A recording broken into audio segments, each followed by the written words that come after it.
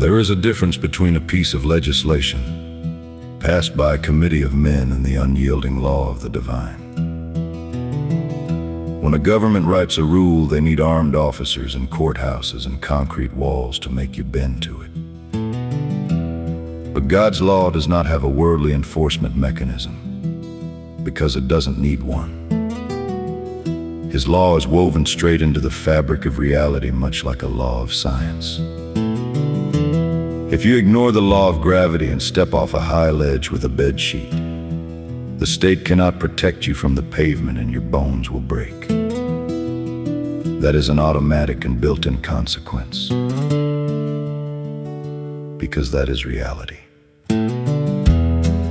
We have been conditioned to think of spiritual laws as mere suggestions or stories for a Sunday morning.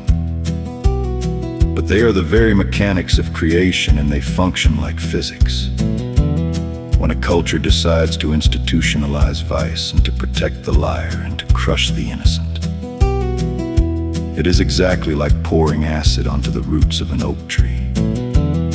You don't need a judge to sentence the tree to death, because the rot follows the design, and it is unbreakable math.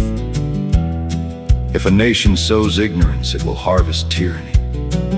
Not because God is sitting on a cloud throwing lightning bolts in anger, but because you cannot plant thistles and expect to gather wheat. The consequence is hard-coded into the dirt beneath your feet. And that is exactly why he told us to call no man your father upon the earth. It wasn't a lesson in grammar, it was a survival guide. He was saying that you must never let any flesh and blood proxy decide what is true for your soul. And do not let a man with a title convince you that you can violate reality without paying the price. Because when man's legislation and the ultimate truth become mutually exclusive, a fracture runs through the whole world. If you choose the king's illusion over spiritual gravity, the king won't suffer the crash, but you will.